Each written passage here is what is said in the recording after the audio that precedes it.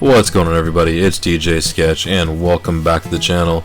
And today let's talk about a certified NES classic that somehow wasn't included on the NES Classic. Isn't that interesting? Let's go over some things about Contra. This is the gold standard, as far as I'm concerned, of late 80s run and gun action games. Releasing first in the arcades in 1987 and its home port coming out in 1988. This version, compared to its arcade counterpart, offers 8 levels instead of the original 5, 8 stages of alien-crushing action as only primetime Konami could deliver back in those days. The story as it goes. Although this differs slightly between regional releases, but for the sake of this video we'll talk about the US version as far as the synopsis of Contra. So, as it goes. In 1957, and meteor crashes in the Amazon basin near the Mayan ruins. Unknown to humanity, it thrives for 30 years, not as an asteroid, but as Red Falcon, coming to Earth and establishing a foothold in the Amazon rainforest with ambitions of world domination. So, what do you do in a situation like this? I'll tell you what. You send in your 2 best guerrilla soldiers, Bill Mad Dog Riser and Lance Scorpion Bean, to run and gun through 8 stages of pulse-pounding action through the opposition of the Red Falcon. These 8 stages range from the jungle to bases which have a third-person viewpoint, roughly, to the mountain passageway, energy fields rounding out to the alien lair, which has a heavy H.R. Giger influence. This game essentially is an 80s action sci-fi movie in video game form, along with some not so subtle likenesses to Arnold Schwarzenegger and Sylvester Stallone, prominently featured on the cover of pretty much majority of the game and in most of its advertising. Interesting fact, the arcade version released only a couple months after an expose was released detailing an arms deal between the US and Iran during the Reagan administration, in which said proceeds went to Nicaraguan rebels known as the Contras.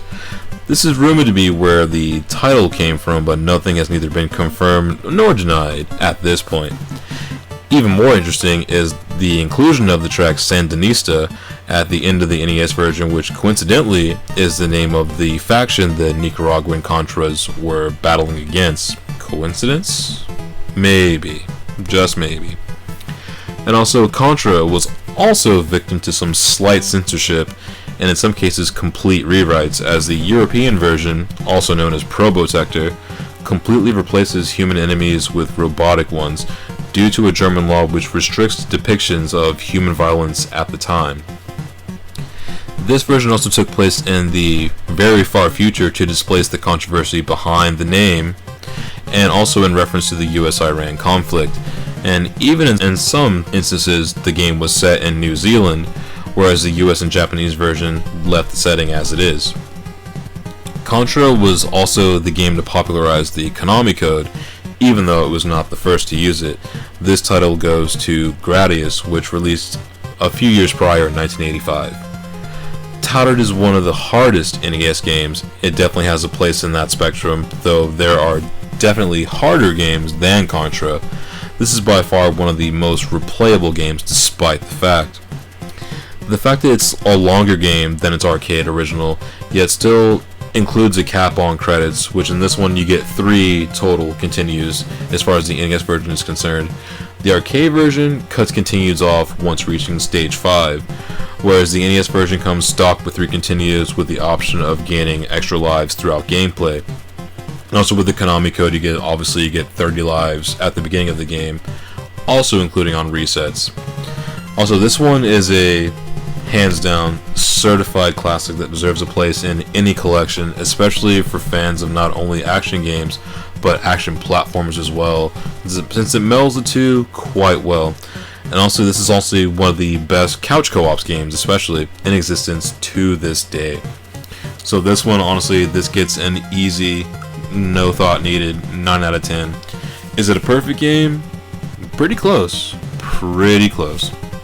Just so you guys know, the Super C review, or the Super Contra review, will be coming up for the NES relatively soon. And also, we're going to talk about the new Contra that got announced just recently, Contra Rogue Corps. So we got something to say about that. But if you found this at all helpful, I'm stoked and I'm very happy that this works out for you as a resource. And if you enjoy this kind of thing, check out the channel later on, and we'll have some more things, possibly also Contra related, coming to the channel real soon.